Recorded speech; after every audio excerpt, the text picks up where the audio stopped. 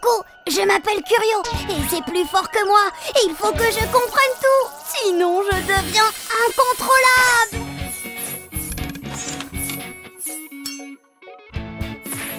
Heureusement, je peux compter sur Noura. Avec elle, on trouve toujours les réponses à mes questions.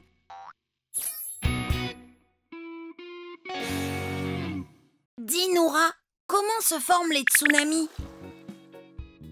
Pas de panique, Curio, je t'explique. Tsunami, c'est un mot japonais qui signifie « vague dans le port ». Ce phénomène naturel provoque des vagues gigantesques qui déferlent sur les côtes. La plupart des tsunamis se déclenchent dans l'océan Indien.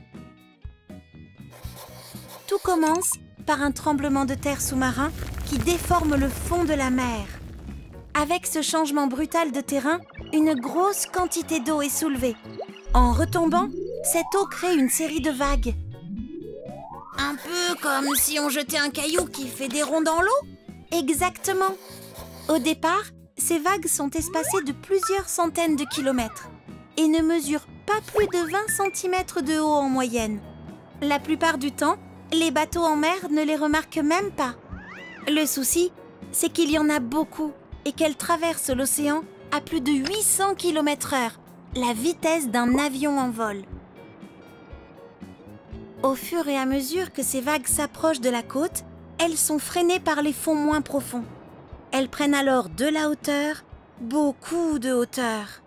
L'eau se retire et, quelques minutes plus tard, ce sont des vagues de 30 mètres de haut qui déferlent sur les côtes sur plusieurs kilomètres. Ces monstres marins mesurent l'équivalent d'un immeuble de 12 étages et dévastent tout sur leur passage.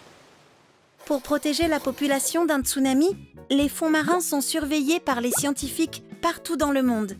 En cas d'alerte, les habitants doivent s'éloigner des bords de mer et se mettre à l'abri sur un point le plus haut possible. Merci Noura, j'ai tout compris. C'est drôlement impressionnant.